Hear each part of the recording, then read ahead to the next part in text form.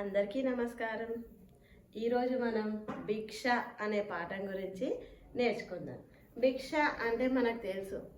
ఇప్పుడు మనం అందరం భిక్షగాళ్ళు అని అంటాం కదా, బిచ్చగాళ్ళు అంటాం. అంటే బిచ్చం అనేదేమో వికృతి పదం, భిక్ష అనేదేమో ప్రకృతి పదం. ఈ రోజుల్లో బిచ్చగాళ్ళు అని అంటే మనం రాత్రి మిగిలింది ఏదో బట్టలు తినడానికో మిగిలింది ఉంటేనే వాళ్ళకి ఇస్తున్నాం. ఇది ఈనాటి కాలంలో. కానీ ఒకనాటి కాలంలో గొప్ప గొప్ప ఋషులు సాధువులు కూడా భిక్షాటన వృత్తిని కొనసాగించారు. ఈరోజు మన పాఠంలో భిక్షాటన చేసిన వ్యక్తి ఎవరు అని అంటే వేదవ్యాసుడు. పాఠం నేపథ్యం చూడండి. వేద విభజన చేసి పంచమ వేదంగా మహాభారతాన్ని రచించి 18 పురాణాలను రచించిన బ్రహ్మజ్ఞాని వేదవ్యాసుడు. పరమ పవిత్రం పరమేశ్వరుని ప్రీతిపాత్రమైన కాశీలో వ్యాసుడు తన 10,000 మంది శిష్యులతో కొంతకాలం నివసించాడు.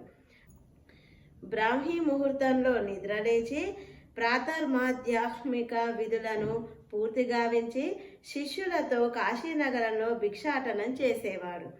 శిష్యులు తాను వేరువేరుగా తెచ్చిన భిక్షలో సగం అతిథి అభ్యాగతులకు సమర్పించి మిగిలింది భుజించేవాడు.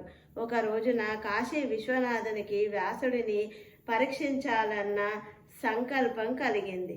ఆ సందర్భంగా జరిగిన సంఘటనే ఈ పాఠం.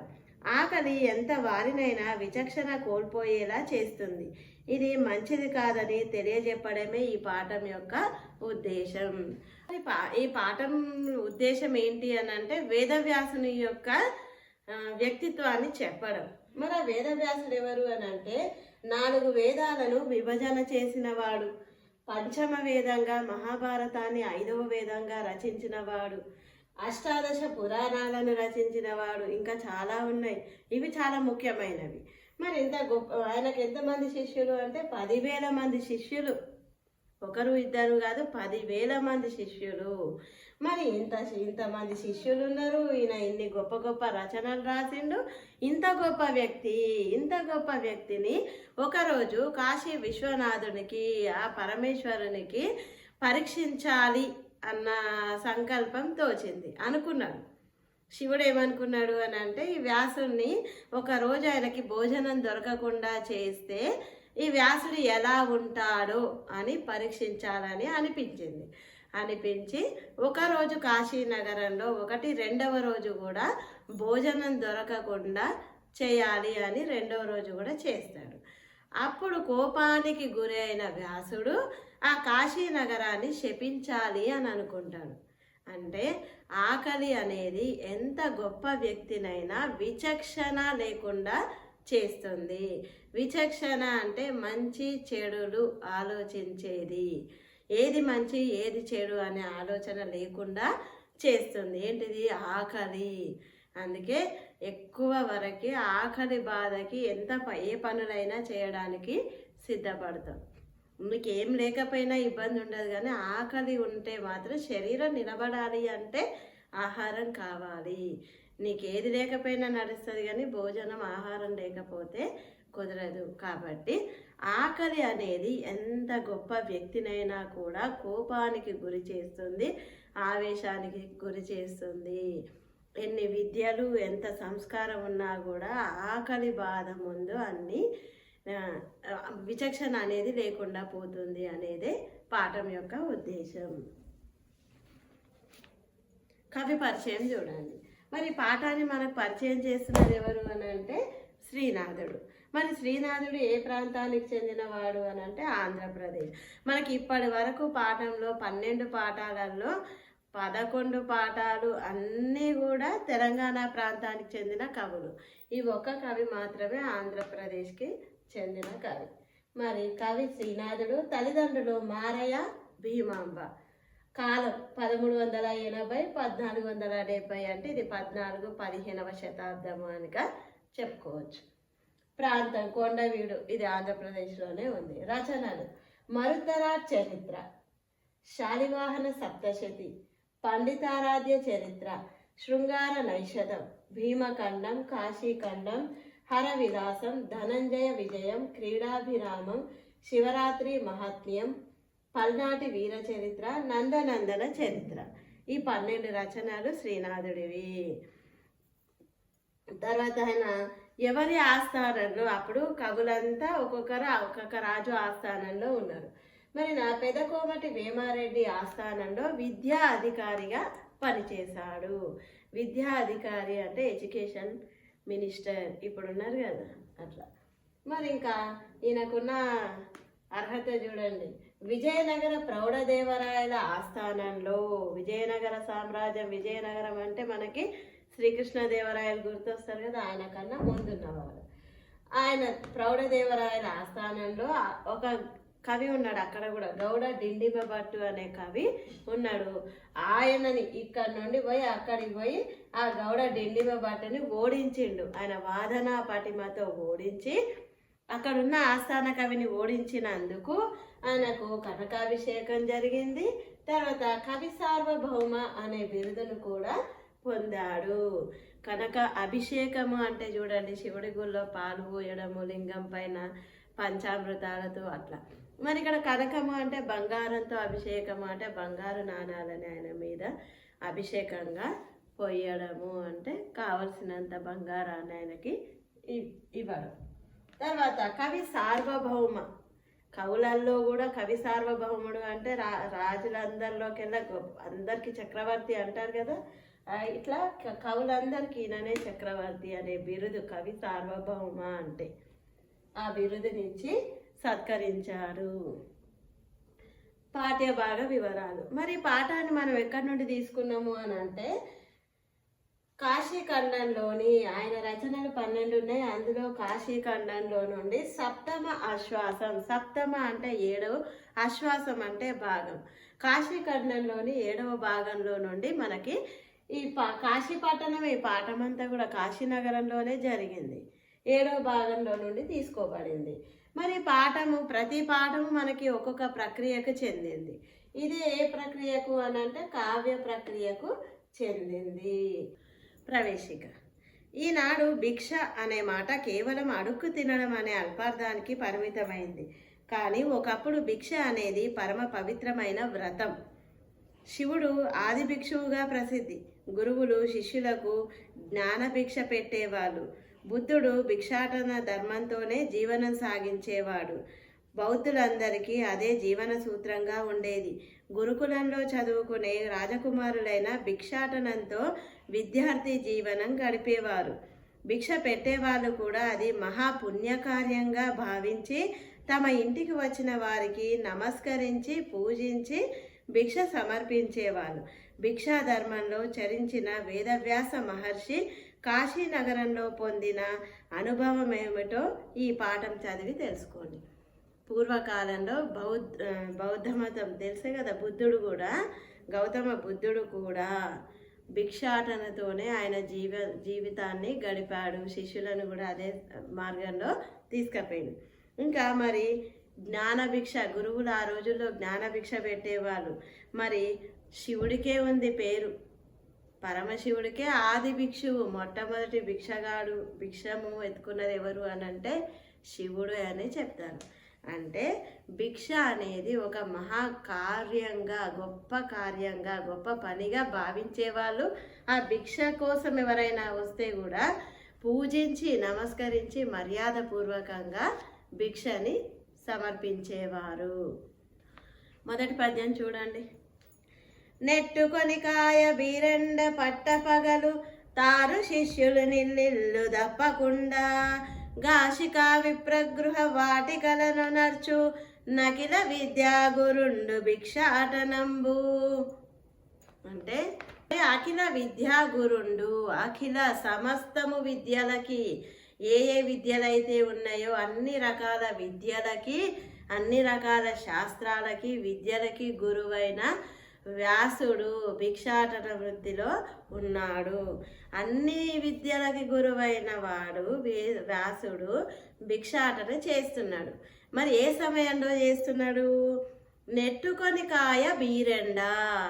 బీరెండ అంటే తీక్షణమైన ఎండ. తీక్షణము అంటే చూడండి, ఒక్కొక్కసారి మనం ఎక్కడన్నా చూస్తూ ఉంటాము, మన పక్కన ఎవరు పిలిచినా కూడా మనకి ఏముండదు, అటే చూస్తుంటాం, మధ్యలో చెయ్యి ఊపినా కూడా దాన్నే చూస్తాం. అంటే దృష్టిని ఎక్కడ పెట్టకుండా ఒకే విషయం పైన పెట్టి, ఎండ కూడా అక్కడి నుంచి ఇక్కడ ఖచ్చితంగా ఇంకా తీక్షణంగా మన పైననే పడుతుంది. మధ్యలో ఎక్కడ ఏమీ అడ్డంకులు లేకుండా గట్టి ఎండ. నెట్టుకొని కాయ బీరెండ. కాయ అంటేనేమో కొట్టడం, ఎండ కొడుతుంది, బాగా కొడుతుంది అంటాం. అది వచ్చి మననేం కొట్టదు కానీ ఎండ కొడుతుంది, వాన కొడుతుంది, చలి పెడుతుంది అంటాం కదా. అట్లా ఎండని కాస్తుంది అని కూడా అంటారు. ఇవి పెద్దవాళ్ళ దగ్గర వినిపిస్తాయి, ఎండ బాగా కాస్తుంది అని. అంటే ఎండ బాగా కొడుతుంది. నెట్టుకొని, నెట్టుకొని అంటే బాగా గట్టిగా. మనం చూడండి, ఒకరి మీద ఒకరు నెట్టుకొని ఉరికొస్తుంటప్పుడు ప్రెషర్తో వస్తామా, ఎండ కూడా అట్లా గట్టిగా తీక్షణంగా బాగా ఎండ కాస్తున్నది. మరి ఎప్పుడు ఎండ ఉన్న సమయము పట్టపగలు 12 నుండి 1 మధ్యలో బాగా ఎండ, గట్టి ఎండలో అని అర్థం. తాను శిష్యులు నిల్లిళ్ళు తప్పకుండా. తాను అంటే ఇక్కడ వ్యాస మహర్షి, వ్యాసుడు తన 10,000 మంది శిష్యులు ఇల్లు తప్పకుండా అంటే ప్రతి ఇల్లుని వదిలిపెట్టకుండా గాశిక విప్రగృహ వాటికలను నర్చు. గాశిక అంటే కాశీ, విప్ర వాటికలు బ్రాహ్మణ వీధి, బ్రాహ్మణ ఇళ్లల్లో ఉనర్చు చేస్తున్నారు. ఏం చేస్తున్నారు మరి వీళ్ళు? భిక్షాటన చేస్తున్నారు. అఖిల సమస్తల విద్యలకు గురువైన వేదవ్యాసుడు ఆయన శిష్యులు కలిసి మంచి ఎండలో మధ్యాహ్న సమయంలో పట్టపగలు కాశీనగరంలోని బ్రాహ్మణ వీధిలో ఇల్లు తిరుగుతున్నారు. దేనికోసము? భిక్ష కోసము. రెండో చూడండి, మరి ఆ భిక్ష కోసం వెళ్తే ఏమన్నారో చూద్దాం. వండుచున్నార మనుచునొక్క వనజనేత్ర, తిరిగి రమ్మను నొక్కలేదీగ ఓడి, దేవ కార్యంబు నెడను దెరవయోర్తు, ద్వాహక వాటంబు దెరవదు వనిత యొకతే. ఇక ఇల్లు తప్పకుండా తిరుగుతూ ఉంటే కాశీనగరంలో వండుచున్నార మనుచునొక్క వనజనేత్రి. వనజము అంటే పద్మము వంటి కన్నులు కలిగిన ఒక స్త్రీ వచ్చి, అయ్యో మేము ఇంకా వంట చేస్తున్నాము అన్నది. అంటే దాని అర్థం ఇంకా సిద్ధంగా లేదు అంటే వెళ్ళండి అని అర్థం. తిరిగి రమ్మను నొక్క లేదీగ బోడి. లేదీగ బోడి లేత తీగ వంటి సన్నని నడుము కలిగిన స్త్రీ అంటే సన్నగున్న అమ్మాయి, స్త్రీ అని అర్థం. ఆమె ఏమంటుందంట, తిరిగి రండి, ఇంకో ఇంటికి వెళ్తే మళ్ళీ రాపోండి. ఒక ఆమె వంట కాలేదు, వండుతున్నామన్నది, ఒక ఆమె తిరిగి రమ్మన్నది. దేవకార్యము నేడనచు దెరవయోర్తు.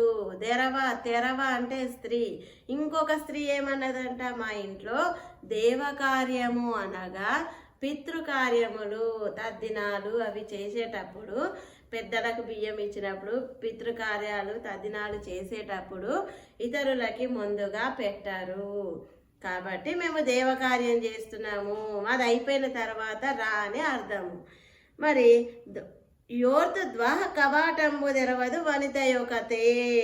ఇంకొక ఆమె ద్వా అంటే ద్వారము, తలుపులు, కవాటాలు అంటే తలుపులు. ఇంకొక ఆమె అసలు తలుపే తీయలేదు, పోయి తలుపు కొట్టిరు కానీ ఇంకొక స్త్రీ తలుపే తీయలేదు. ఒక ఆమె వండుతున్నాము, ఒక ఆమె తిరిగి రమ్మన్నది, ఒక ఆమె దేవకార్యం అన్నది, ఇంకో ఆమె తలుపులు కూడా తీయడం లేదు. మూడో పద్యం.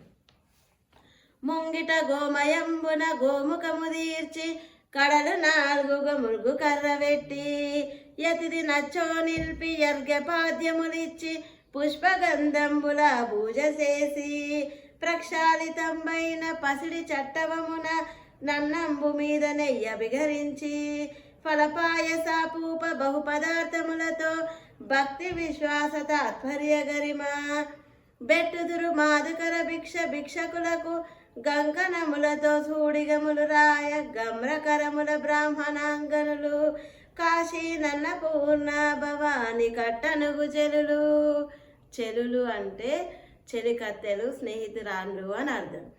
ఈ కాశీనగరంలో భిక్ష అనేది ఏ విధంగా పెడతారు అనేది చెప్తున్నాడు. మరి భిక్ష కోసం వస్తే ఎట్లా పెడతారు, అట్లాంటిది ఇట్లెందుకు చేస్తున్నారు అనేది ఆయన బాధ. ముంగిట గోమయమున, గోమయము గోవు ఆవు పేడతో అలికి, గోమయంతో గోముఖము తీర్చి, గోముఖము అంటే అలకడము, అంటే పేడతో పేడ నీళ్ళు జల్లి అలుకు పెట్టి మంచిగా అలికి 4 కడలు అంటే చివర్లో 4 కర్రలు అని అర్థం. అంటే ముగ్గుని ఇష్టం వచ్చినట్టు పిచ్చి పిచ్చిగా వేయకుండా 4 కొనలు కలిసి అంచులు కలిసే విధంగా ముగ్గేసి ఆ ముగ్గులో నిల్చోబెట్టి, వచ్చిన అతిథిని ఆ ముగ్గులో నిల్చోబెట్టి, అతిథి నచ్చో నిలిపి ఈ మధ్యలో 4 కొనలు అంచుకున్న ముగ్గులో నిలబెట్టి అర్ఘ్యపాద్యములు అంటే కాళ్ళు చేతులు కడుక్కోవడానికి కావలసిన నీళ్లు ఇచ్చి పుష్పగంధముల పూజ చేసి, ఆయన కాళ్ళు కడుక్కున్న తర్వాత లోపలికి వచ్చేటప్పుడు ఆయన కడుక్కున్నాక ఆ కాళ్ళ మీద పువ్వులు వేయడము, ఆయన మీద పువ్వులు వేయడం, గంధం చల్లడము, అంటే అదొక రకమైన పూజ చేసి మరి ఇంట్లోకి పిలిచి ప్రక్షాళితమైన పసిడి చట్టువము అంటే చట్టువము అంటే గరిట గంటె, ప్రక్షాళితము అంటే శుభ్రం చేసిన మంచి నీట్గా చక్కగా కడిగిన బంగారు గరిటతో ఆయనకి నన్నము మీద నెయ్యి అభిగరించి అన్నము పెట్టి విస్తరేసి అన్నము పెట్టి అన్నం మీద ఈ బంగారు గరిటతో నెయ్యిని వేస్తున్నది. అభిగరించి అంటే చల్లడము, అంటే కొంచెం కొంచెంగా చల్లుతున్నది. ఫలపాయస పూప బహుపదార్థములతో భక్తి విశ్వాస తాత్పర్య గరిమ. ఫల పాయస అపూప, ఫలాలు అంటే పండ్లు, పాయసాలు అంటే తీయని పాయసాలు, అపూప అంటే పిండి వంటలు అంటే బూరెలు గారెలు ఉంటాయి కదా, పిండితో నూనెలో చేసేవి. ఈ 3 రకాల వంటలన్నీ తయారు చేసి సిద్ధం చేసి బహుపదార్థాలు ఎక్కువ పదార్థాలతో పెట్టి భక్తితో దేవుడి యందు మనము పూజ చేస్తున్న భావన భక్తి, ఆ భక్తితో విశ్వాసము, దేవుడు ఉన్నాడు అన్న నమ్మకం, అంటే వచ్చిన అతిథిలోనే భగవంతుడిని చూసుకుంటూ దేవుడు వస్తే ఎలా చేస్తామో, దేవుడికి పెట్టేటప్పుడు మనం ఇష్టం వచ్చినట్టు ఏది పడితే అది పెట్టాం కదా, అట్లా అంత భక్తి నమ్మకంతో భావనతో భోజనాన్ని వడ్డిస్తున్నారు. మరి బెట్టుదురు మాదుకర భిక్షకులకు, భిక్షకులు అంటే వచ్చిన వాళ్ళు, భిక్ష అంటే మాదుకర భిక్ష, మాదుకరము అంటే తుమ్మెద పువ్వుల పైన ఉన్న మకరందాన్ని తీసుకొచ్చి తయారు చేసుకున్న దాన్నే మాదుకరము అంటారు. అంటే అది పువ్వు తిరిగి తీసుకొస్తుంది కదా మధువుని. అదేవిధంగా ఈ భిక్ష చేసుకునేట ఆయన కూడా ఇల్లు తిరిగి భిక్షాటన చేస్తాడు కాబట్టి దాన్ని మాదుకర భిక్ష అని పిలుస్తారు. మరి గంకనములతో సూడిగములు రాయ గమ్రకరముల బ్రాహ్మణాంగనులు కాశీ అన్నాడు. సూడిగములు అంటే గాజులు. మరి గాజులు లేకుండా మీరు చేతులు చూడండి, గాజులు లేకుండా మొహానికి బొట్టు లేకుండా బోడిగా ఉండి వడ్డించేటప్పుడు ఒకలాగా ఉంటుంది. గాజుకు చేతులు మంచిగా చేతులు నిండా వేసుకుంటే ఆ చేతిలో గాజులు వేసుకున్నప్పుడు చెయ్యి అందంగా కనిపిస్తుంది. మరి ఇక్కడ అదే చెప్తున్నాడు. మరి ఆ పెట్టేటప్పుడు కూడా కంకణములతో సూడిగములు, కంకణాలు ఇట్లా దొడ్డు ఉండి మధ్యలో గాజులు ఇట్లా చెయ్యి నిండా వేసుకొని పెడుతూ ఉంటే, గమ్రకరములు అంటే ఇంపైన చేతులు, అంటే చూడడానికి కూడా ఇంపుగా అంటే ఇష్టంగా అందంగా కనిపించే చేతులతో భోజనాన్ని వడ్డిస్తున్నారు. అవి రాయడము అంటే తాకుతూ ఉంటే, గాజులు నిండా వేసుకున్నప్పుడు ఒకదానికొకటి తాకుతూ ఉంటే ఆ శబ్దం బాగుంటుంది. భోజనం ఆ చేతితో పెడితే కూడా తినడానికి ఇంపుగా అందంగా అనిపిస్తుంది. మరి అట్లా భోజనం పెట్టేవాళ్ళు ఎవరు? ఈ కాశీలో ఉన్న బ్రాహ్మణ స్త్రీలు. భవానీ కట్టనుగు చెరులు ఆమెకి ఇష్టమైన స్నేహితురాళ్ళు అనుకోండి. అట్లాంటి బహుని యొక్క భార్య అయిన పార్వతీదేవికే వీళ్ళంతా చెలికత్తెలు, స్నేహితురాళ్ళు. పార్వతీదేవి ఎలా ఉంటుందో వీళ్ళంతా అలా ఉంటారు. ఆ విధంగా ఉండి భోజనాన్ని వడ్డించే వాళ్ళు కాశీలో ఉన్న బ్రాహ్మణాంగనులు. అంగన అంటే స్త్రీ, బ్రాహ్మణ స్త్రీలు ఆ విధంగా భోజనాన్ని పెట్టేవాళ్ళు. ఇవాళ ఏమైంది, ముఖం మీదనే తలుపులు వేస్తున్నారు అని వ్యాస మహర్షికి అనిపిస్తుంది. 4వ పద్యం. ఆ పరమ పురంధ్రుల యందే పుణ్యాంగన భిక్షయుడదయ్యగట రేపాడి మేలు కనియేనే పాపాత్ముని ముఖంబు వీక్షించడం అంటే చూడడం. మరి ఈ విధంగా పుణ్యాంగన పుణ్య స్త్రీ అని అంటే బొట్టు గాజులు భర్త పిల్లలు ఉన్న స్త్రీని పుణ్యాంగద పురంద్రి అని పిలుస్తారు. మరి ఇంత కుటుంబం ఉన్న స్త్రీ ఆమె అయితేనే అన్ని వండుకుంటుంది, అందరికి పెడుతుంది.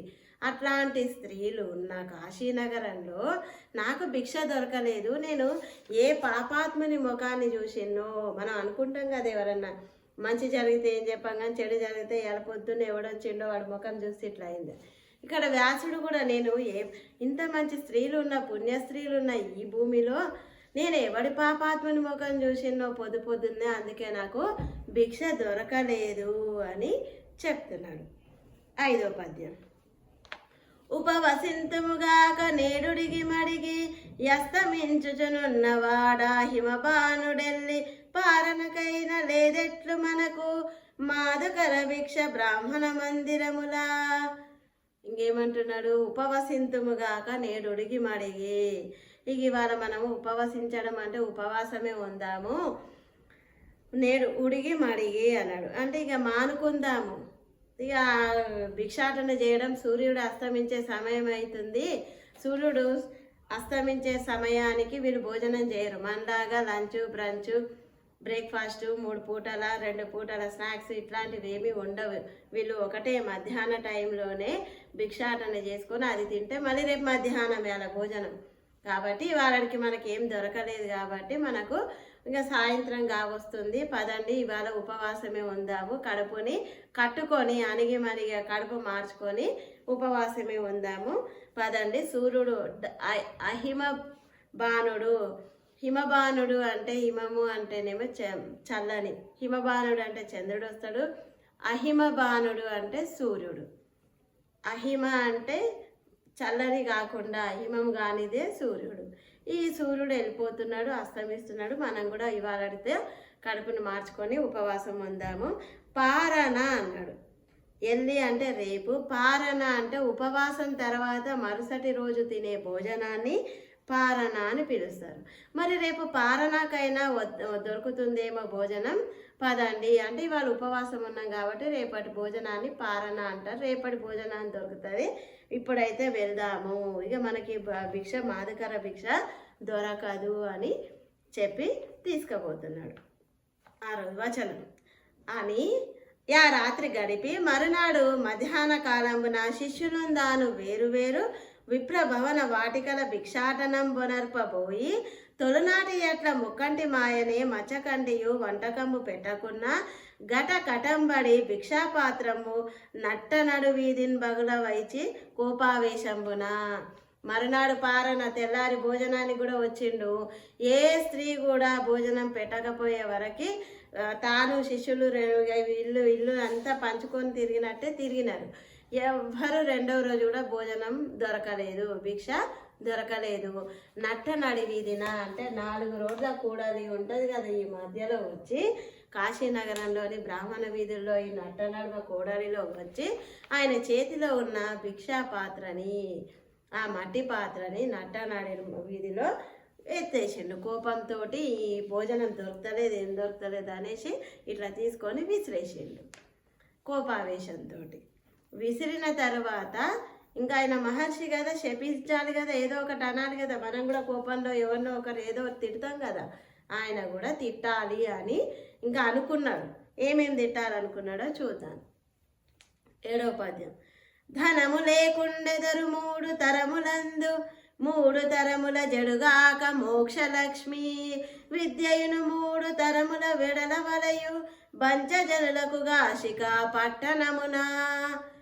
నాకు భోజనం దొరకదా, నేను ఆకలితో 2 రోజులు పస్తులు ఉండాలా, మీకు కూడా ఈ కాశీ పట్టణంలో 3 తరాల దాకా ధనము లేకుండుగాక, విద్య లేకుండుగాక, మోక్షలక్ష్మి లేకుండుగాక అంటే ప్రజలకి మోక్షము కలగకుండా ఉండుగాక, ఈ 3 లేకుండుగాక అని ఆయన మనసులో శపించాలి అని ఆయన మనసులో అనుకున్నాడు. వచనం. అని పారాశర్యుండు క్షుత్పిపాస పరవశుండై శపింపదలచు నవసరంబున నొక్క విప్ర భవనంబు వాకిటం పార్వతి ప్రాకృత వేషంబున. ఇంకా ఆయన పాత్ర ఎత్తేసి మనసులో అనుకుంటుండి ఇవన్నీ అనాలి, అన్న తర్వాత తదాస్తు అనాలి. ఆ తదాస్తు అనే సమయంలోనే ఆయన మనసులో అనుకుంటుండగానే పార్వతీదేవి ఆ బ్రాహ్మణ వీధుల భవనం పక్కలో నుండి ఒక సందులో నుంచి బయటికి వచ్చింది. ఏ వేషంలో? ప్రాకృత వేషంలో. అమ్మవారు నిండుగా ఉండే అమ్మవారు, నెత్తిల కిరీటము, నిండా గాజులు, హారాలతో ఉండే అమ్మవారు ప్రాకృత వేషంలో, అంటే ఇట్లా సాధారణ స్త్రీ మహిళా వేషంలో వచ్చింది. ఓ సందులో నుండి వచ్చి చెప్తున్నది అని పారాశర్యుండు, పరాశర మహర్షి యొక్క పుత్రుడైన వ్యాసుడిని క్షుత్పిపాస అంటే ఆకలి బాధతో ఆయన శపించబోతున్న సమయంలో ఇక్కడ నుండి పార్వతీదేవి వచ్చింది. పార్వతీదేవి యొక్క గొప్పతనము, ఆమె ఏ విధంగా వ్యాసుడిని పిలుస్తుంది అనేది ఈ పద్యంలో తెలుసుకుందాం. వేద పురాణ శాస్త్ర పదవీ నదవీయసి అయిన పెద్ద ముత్తైదువా, కాశికా నగర హాటక పీఠ శిఖాదిరూఢ యయ్యాదిమ శక్తి సంయమివరా, ఇటు రమ్మని పిలిచే హస్త సంజ్ఞాధర లీల రత్న ఖచితాభరణంబులు గల్లు గల్లనన్. చూడండి, వేద పురాణ శాస్త్ర పదవీ నదవీయసి అయిన పెద్ద ముత్తైదువ, కాశికా నగర హాటక పీఠ శిఖాదిరూఢ యయ్యాదిమ శక్తి సంయమీవరా, ఇటు రమ్మని పిలిచే హస్త సంజ్ఞాధర లీల రత్న ఖచితాభరణంబులు గల్లు గల్లనన్. అంటే దీని అర్థమైంది, వేద పురాణ శాస్త్ర పదవి నదవీయసి అయిన అంటే వేదాలు, పురాణాల శాస్త్రాలు, వేదాలు, శాస్త్రాలు, పురాణాలు, ఇతిహాసాలు అన్నీ తెలిసిన, పదవి అంటే మార్గము, నదవీయసి అయిన అంటే ఈ పురాణాలు వేదాల మార్గానికి దగ్గరగా ఉన్న, దూరం కాకుండా దగ్గరగా ఉన్నది ఎవరు అని అంటే పార్వతీదేవి. దాని అర్థం ఏంటి అంటే పార్వతీదేవికి అన్నీ తెలుసు, వేదాలు పురాణాలు తెలిసిన అమ్మవారు అని అర్థం అక్కడ. మరి ఆమె ఎట్లా ఉందంట? పెద్ద ముత్తైదువా. పెద్ద ముత్తైదువా అంటే చూడండి, బొట్టు, గాజులు, పువ్వులు, తల నిండా పువ్వులు, పెద్ద బొట్టు, 2-3 బొట్లు పెట్టి నిండా గాజులు వేసుకొని పండగలప్పుడు ఇంట్లో తయారవుతారు చూడండి, అట్లా ఉన్న వాళ్ళని ముత్తైదువా అని పిలుస్తారు. అంటే అట్లా ఆమె ఒక పెద్ద ముత్తైదువలాగా అన్నీ తెలిసి ఒక పెద్ద ముత్తైదువలాగా ఉంది. ఇంకా కాశికా నగర హాటక పీఠ శిఖాదిరూఢ, కాశీ నగరంలో ఉన్న హాటకము అంటే బంగారము, పీఠ అంటే సింహాసనము, కాశీలోని బంగారు సింహాసనాన్ని శిఖాదిరూఢ అధిరోహించిన అంటే కాశీలో ఉన్న అన్నపూర్ణాదేవి అని అర్థం. ఆ శిఖరాన్ని సింహాసనం మీద కూర్చున్న అమ్మవారు. యయాదిమ శక్తి, ఆ ఆదిశక్తి. సంయమీవరా, ఇంద్రియాలను జయించిన వాడా అని అర్థం. ఇక్కడ ఎవరు ఇంద్రియాలను జయించింది అంటే వ్యాసుడు. ఓ మునీంద్ర అంటే ఆమెకు అన్నీ తెలుసు, ఆమె సింహాసనాన్ని అధిష్ఠించిన ఆమె, కాశీ పట్టణానికి ఆదిదేవత, అన్నీ తెలిసిన ఈ పార్వతీదేవి ఓ మునీంద్ర అని పిలుస్తున్నది. వస్తుంది కదా పక్కన బ్రాహ్మణ వాటికలో సందులో నుండి వచ్చి ఓ మునీంద్ర అంటుంది.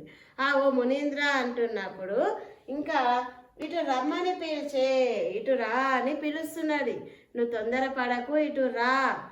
హస్త సంజ్ఞాధర లీల, హస్తము అంటే చేతులు, సంజ్ఞ అంటే సైగలతో, చేతితో ఇట్లా పిలుస్తున్నప్పుడు రత్న ఖచితాభరణంబులు గల్లు గల్లనన్, ఆమె చేతికి ఉన్న రత్నాలు పొదిగిన కంకణాలు, గాజులు అన్నీ ఆమె ఇట్లా ఇట్లా పిలుస్తుంటే అవి చేతి నిండా ఉన్నాయి కదా, శబ్దము గల్లు గల్లు అని శబ్దం వినిపిస్తుంది అని పద్యం యొక్క భావం. ఇప్పుడు పార్వతీదేవి వచ్చి వ్యాసుడిని ఇట్లా ఆగు రమ్మని పిలుస్తుంది కదా, పిలుస్తూ పిలిచిన తర్వాత అన్న మాటలు ఇవి ఏమంటుంది మరి చూద్దాం. ఆ కంఠంబుగనిప్పుడు మాధుకర భిక్షాన్నంబు భక్షింపగా, లేకున్నంగ నంగడు నగలార్చెదవు మేలే లెస్స శాంతుండవే నీకంటెన్ మతిహీనులే కటకట నీ వారముష్టింపచుల్ శాకాహారులు గంధభోజులు శిలోంచ ప్రక్రముల్ తాపసుల్. చూడండి, ఆకంఠంబుగనిప్పుడు మాదుకర భిక్ష అన్నంబు భక్షింపగా అంటే ఆకంఠంబుగనిప్పుడు మాదుకర భిక్ష అన్నంబు భక్షింపగా. ఆకంఠముగా అంటే గొంతు దాకా నీకు మాదుకరమైన భిక్షాన్నంబు భక్షింపగా, తినడానికి నీకు భిక్ష భక్షింపము అంటే భక్షించడము అంటే తినడము, భిక్షాన్నము అంటే భోజనము. నువ్వు గొంతు నిండా తినడానికి నీకు మంచి అన్నము లేనంత మాత్రాన, భోజనము లేనంత మాత్రాన, ఒక్క ఇంట్లో కూడా ఇది బాలే అది బాలే అంటే ఒక్క పూటకు తినలేవా, గొంతు దాకా రావాలా అని తిడతారు కదా. అట్లనే అమ్మవారు కూడా నీకు ఒక్క పూట భోజనము గొంతు దాకా నీకు నిండా భోజనం దొరకకపోయే వరకు కోపపడుతున్నావా అని చెప్తున్నది. మరి ఆయనకు పెట్టే భిక్షాన్నం కూడా అందరూ మర్యాదపూర్వకంగా పెడుతున్నారు కాబట్టి అన్నీ వేస్తున్నారు. ఫలపాయస పండ్లు పాయసాలు పిండి వంటలు అన్నీ పెడుతున్నారు కాబట్టి అది మంచి భోజనమే కదా. మరి ఒక్కనాడు నీకు గొంతు దాకా నిండా భోజనం దొరకనంత మాత్రాన అని అంటున్నది. లేకున్నాను గడునంగలార్చెదవు, మంచి భోజనం నీకు గొంతు దాకా దొరకనంత మాత్రాన అంగలార్చెదవు అంటే ఇక తిడుతున్నావు, బాధపడుతున్నావు అని అంటుంది. మేలే, ఇది నీకు సరైన పనేనా, ఇది బాగానే ఉందా, నువ్వు ఎంతో శాంతవంతుడవు అనుకున్నా నేను, కానీ ఒక్క పూట భోజనం లేకపోతే గంతులు వేస్తున్నావు, అరుస్తున్నావు, శపించడానికి సిద్ధపడుతున్నావు అని అంటుంది. మరి నీకంటే మతిహీనులే అంటే ఇవన్నీ అన్న తర్వాత ఇది దీని అర్థము, మరి నీకంటే నువ్వు నిండా తిన్నోడివి ఒకరోజు లేకపోతే ఇంతలా బాధపడుతున్నావు, నీకంటే తెలివిలేని వాళ్ళ మిగతా వాళ్ళంతా, మరి ఆ మిగిలిన వాళ్ళు ఎవరో చూద్దాం. నీవార ముష్టింపచుల్, నీవార అనేది ఒక ధాన్యము పేరు. మరి ఆ ధాన్యాన్ని ముష్టింపచుల్, ముష్టి అంటే పిడికిలి బియ్యం తెచ్చుకొని వడ్లు తెచ్చుకొని దంచుకొని వండుకొని తింటున్నారు వాళ్ళొకరు. తర్వాత శాకాహారులు కాయలు పండ్లు తిని బతికేసేటోళ్ళు, ముష్టి పిడికెడు బియ్యం దంచుకొని వండుకొని తినేటోళ్ళు శాకాహారులు, కాయగూరలు తినేటోళ్ళు, గంధభోజులు కందాలు గడ్డలు దుంపలు తీసుకొని తినేటోళ్ళు, శిలోంచ ప్రక్రములు, శిలా ప్రక్రములు అని అంటే ఊంచ అంటే రోలు, శిలోంచ ప్రక్రములు ఇందులో రెండు పదాలు ఉన్నాయి. శిలా ప్రక్రములు అని అంటే మీరు వరి కోత కోసిన తర్వాత పొలాలలో అక్కడక్కడ చిన్న చిన్నవి ఆ గడ్డి కర్రలు వరి కర్రలు వదిలేస్తే వాటిని ఏరుకుంటే కొన్ని వడ్లు వస్తాయి. వాటిని శిలా ప్రక్రములు పొలాలలో ఏరుకొని తెచ్చుకుంటారు. వడ్లు అక్కడక్కడ వరి కోత అయినప్పుడు అన్ని కింద వేసినప్పుడు ఆడ వడ్లు రాలుతాయి. ఆ రాలిన వడ్లు తెచ్చుకొని దంచుకొని తినేటోళ్ళు. మళ్ళా శిలోంచ ఊంచ ప్రక్రములు అంటే రోడ్ల దగ్గర బియ్యం దంచేటప్పుడు రోటి పక్కన కింద పడుతుంటాయి కదా, ఆ కింద పడ్డ బియ్యాన్ని ఏరుకొని తినేవాళ్ళు, పొలాలలో ఏరుకొని రోళ్ళ వద్ద ఏరుకొని తినేవాళ్ళు ఉన్నారు, కాయగూరలు కాయలు తినేవాళ్ళు ఉన్నారు, దుంపలు కందగడ్డలు తినేవాళ్ళు ఉన్నారు, పిడికెడు బియ్యాన్ని దంచుకొని తినేవాళ్ళు ఉన్నారు. వీళ్ళందరూ తపస్సులు అంటే మునులు కూడా ఉన్నారు. తపస్సు చేసేటోడు ఏమీ దొరకడు, ఏదో రెండు ఒక ఆయో పండో ఏదో ఉంటే తింటాడు, లేకుంటే తపస్సు చేసుకుంటూనే ఉంటాడు. మరి వీళ్ళందరూ నీకంటే తెలివి లేని వాళ్ళ, వీళ్ళందరూ బతకట్లేదా భూమి మీద, వాళ్ళు ఉండో లేకో తిని ఉంటున్నారు కదా, నీకు ఒక్కరోజు నిండా గొంతు వరకు భోజనం లేకపోతే ఎందుకు బాధపడుతున్నావు?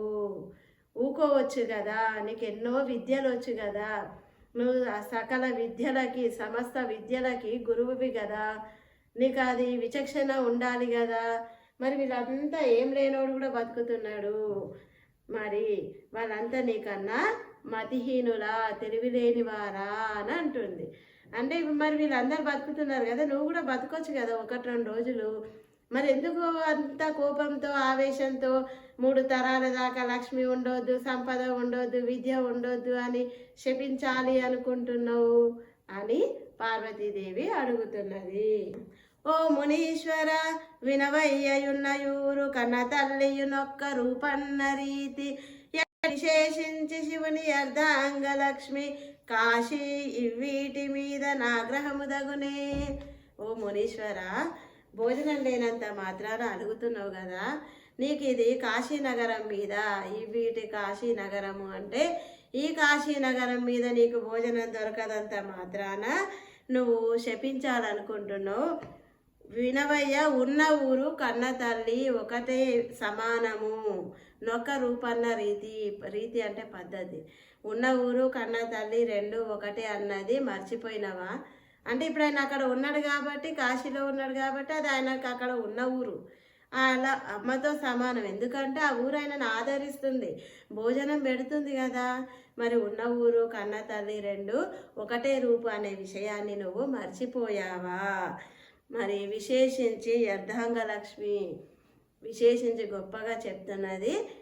అర్ధాంగలక్ష్మి అంటే శివుడి యొక్క అర్ధభాగమైన పార్వతీదేవి అంటున్నది. నీకెందుకు ఈ కాశీ మీద ఆగ్రహము, కోపం ఎందుకయ్యా అని చెప్తున్నది. వచనం: ఇట్టి కాశికా నగరంబు మీద భిక్ష లేకుండుట కారణంబుగా నీ అంత వాడు కటకటంబడి శపింప దలంచునే. విశేషించి యాకొన్న వాడవవు కావున నీ అవసరంబున నిన్ను హెచ్చుగుందాడుట మముబోటి గృహిణులకు మెచ్చుగాదు. మా ఇంటికి గుడువరమ్ము కుడిచి కూర్చున్న పిమ్మటను కొన్ని నీ మాటలు నీతో నాడగలనని నా మహాసాధ్వింగని పారాశర్యుండులనియే. మరి ఏమంటుందామె? నువ్వు నీతో కానీ నేనేం అనను కానీ వాదులాడడం, కుందాడుట అంటే అనడం, తిట్టడం, ఏదో ఒక మాట అనడం నాలాంటి గృహిణులకి కాదు. ఇప్పుడు నువ్వు ఏం చేయాలి? మా ఇంటికి రా, భోజనానికి, నువ్వు భోజనం నీకు పెట్టి తిన్న తర్వాత నీతో నేను కొన్ని మాటలు మాట్లాడాలి అని చెప్తుంది. మరి ఇంకేమంటుండు? నువ్వు అన్నీ తెలిసిన వాడివి నువ్వే శపించాలనుకుంటే ఎలా? కాబట్టి నువ్వు ఆకలి మీద ఉన్నావు, నువ్వు మా ఇంటికి రా, వచ్చి నిన్ను ఎక్కువ నేనేం నిందించాను, నిన్నటి నుండి ఖాళీ కడుపుతో ఉన్నావు కాబట్టి నిన్నేమనను. మా ఇంటికి రా భోజనానికి, నేను మంచి భోజనం నీకు ఏర్పాటు చేస్తా, భోజనం తిన్న తర్వాత కొన్ని మాటలు మాట్లాడుకుందాం అన్నాడు. అన్నప్పుడు అక్కడ పరాశరుని కుమారుడు ఈ విధంగా అన్నాడు. ఏ విధంగా? 13. అస్తమింపగజేసినాడా హిమకరుడు శిష్యులేగాక యయుతంబు చిగురుబోడి వ్రతము తప్పి భుజింపంగ వలదుగాదు నేడు నిన్నటి మరునాడు నిక్కవంబు. మరి ఏం చెప్తున్నాడు? ఇంకా సూర్యుడు వెళ్ళిపోతున్నాడు, అస్తమించడానికి సమీపించిండు కాబట్టి నేను ఒక్కడనే కాదు, నాతో పాటు 10,000 మంది ఉన్నారు అన్నప్పుడు అనగుడు నల్ల నవ్వి కమలానన ఇట్లను లెసగాక యో మునివరా నీవు శిష్యగణమున్గొని చయ్యనరమ్ము విశ్వనాథుని కృప పేర్మినెందరతిదుల్చను దించిన గామధేనువున్ బనిగొనునట్లు పెట్టుదు నా పారములైన యభీప్సితాన్నముల్. అనగుడు అంటే ఇక్కడ వ్యాసుడు ఆ మాటలన్నీ అన్నాడు. నేను ఒక్కనే లేదు, 10,000 మంది ఉన్నారు అనగానే అనవుడు అక్కడ వరకు అది వ్యాసుడిది. అలా నవ్వి కమలానన ఇట్లను, కమలానన అంటే కమలము అంటే పద్మం వంటి ముఖం కలిగిన స్త్రీ పార్వతీదేవి లెస్సగాక, సరే మంచిది, నువ్వు చెప్పింది కూడా, నీకు ఒక వ్రతం ఉంది, 10,000 మంది ఉన్నారు కదా, సరే. కానీ ఓ మునివరా, నీవు నీ శిష్యగణాన్ని తీసుకొని చయ్యున రమ్ము, వెంటనే మా ఇంటికి రమ్ము. నేను విశ్వనాథుని కృప పేర్మి, ఆ కాశీ విశ్వనాథుని దయ పొందిన దానినై, దయగలిగిన దాన్నై, ఎట్లా కామధేనువు బనుగొనినట్లు. కామధేనువు అంటే కామము, కోరిక, ధేనువు ఆవు. కామధేనువు మన దగ్గర కామధేనువు, కల్పవృక్షము, చింతామణి, ఇలాంటివన్నీ మనకి ఏది అడిగితే అక్షయ పాత్ర, ఏది అడిగితే అది మనకి ఇస్తాయి. ఇవన్నీ దేవతల దగ్గర ఉంటాయి.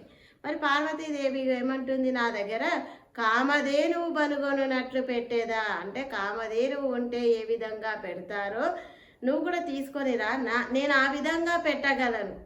ఎందుకు అంటే నాకు ఆ విశ్వనాథుడి దయ నా మీద ఉంది. నువ్వు ఎందరిని తీసుకొని వచ్చినా సరే కామధేనువు ఉంటే ఏ విధంగా పెడతానో నేను ఆ విధంగా పెట్టగలను. కాబట్టి నువ్వు చెయ్యున వెంటనే తీసుకొని నా దగ్గరికి రా. అపారము అంటే లెక్కలేనంతగా యభీప్సిత అన్నముల్, అభి అంటే ఇష్టమైన, ఈప్సి కోరిన, అన్నములు పదార్థాలన్నీ, మీరు కోరిన పదార్థాలన్నీ నేను పెట్టగలను. కామధేను ఉంటే ఎలా పెడతారో నేను ఆ విధంగా మీకు పెట్టగలను. ఎందుకు? అది విశ్వనాథుని కృప నా మీద ఉంది. ఆమె పార్వతీదేవి కదా, అన్నపూర్ణాదేవి అని చెప్పకుండా ఆ దయ వల్ల నేను మీకు పెట్టగలను, తొందరగా తీసుకొని రా అని చెప్తుంది. అని నట్ల కాక మహాప్రసాదం అని వేదవ్యాసుడు శిష్యులను కూర్చుకొని భాగీరథి కింజని యుపస్పర్శం ఆచరించి తెంచిన. భాగీరథి అంటే గంగానది. గంగానదికి మరో పేరు భగీరథునిచ్చే తీసుకురాబడింది భాగీరథి గంగానది అని చెప్పగానే, ఎంతమంది వచ్చినా నేను పెట్టగలను అని పార్వతీదేవి చెప్పగానే గంగానదికి వెళ్ళి ఉపస్పర్శం ఆచరించి, అంటే స్నానము, కాళ్ళు చేతులు కడుక్కొని చేయాల్సిన కార్యక్రమాలు చేసుకొని, ఎందుకంటే పొద్దున్న నుంచి ఎండలో తిరిగి ఉన్నారు కదా, అన్ని కడుక్కొని శుభ్రంగా వస్తున్నారు. గొడుగు పాగల గిలకలు గులకరింప నిందు బింబాస ఎదురుగా నెగుదెంచి చాత్ర సంహితంబుగా బరాశరతనూజబంతి సాగించే భుక్తిశాలాంతరమున. భుక్తిశాల భోజనశాలలో కూర్చొని ఇక్కడ గొడుగు పాగల గిలకలు గులకరింప, ఆమె పార్వతీదేవి ధరించిన గొడుగు పాలగిలకలు ఊగుతుండగా మ్రోగుతుండగా ఆమె వాళ్ళని ఎదురుగా నెగుదెంచి, అంటే ఎదురుగా వచ్చి, ఇంతసేపు వీళ్ళు బయట వీధిలో మాట్లాడుకున్నారు, నువ్వు వెళ్ళి స్నానము ఏదో కడుక్కొని రా, నేను ఇంటికి పోయి సిద్ధం చేస్తా అంటది. వాళ్ళు కడుక్కొని వచ్చే వరకు ఈమె ఆ పాలగిలకలు మోగుతుండగా, ఆ శబ్దం వినిపిస్తుండగా ఈమె వాళ్ళని వెళ్ళి ఎదురుగా స్వాగతించి లోపలికి తీసుకొచ్చింది. ఛాత్ర సంహితంబుగా, ఛాత్రులు అంటే విద్యార్థులు, శిష్యులు అని అర్థం. ఆయన సంహితం కలుపుకొని, ఆయన శిష్యులతో కలుపుకొని, ఎక్కడ పరాశర తనూజుడు, పరాశరుని యొక్క తనూజుడు అంటే కొడుకు వ్యాసుడు. ఈ వ్యాసుడు శిష్యులు అందరూ కలిసి భోజనశాలలో కూర్చొని భోజనాలు చేస్తున్నారు. వాళ్ళకి ఎవరు వడ్డిస్తున్నారు అని అంటే పార్వతీదేవి వడ్డిస్తున్నది. వ్యాసుడు 10,000 మంది శిష్యులు కలిపి భోజనాన్ని భుజిస్తున్నారు. ఈ పాఠం కనుక మీకు నచ్చినట్లయితే తప్పకుండా లైక్ చేయండి, షేర్ చేయండి, సబ్స్క్రైబ్ చేయండి. మరిన్ని పాఠాలతో మళ్ళీ కలుద్దాం.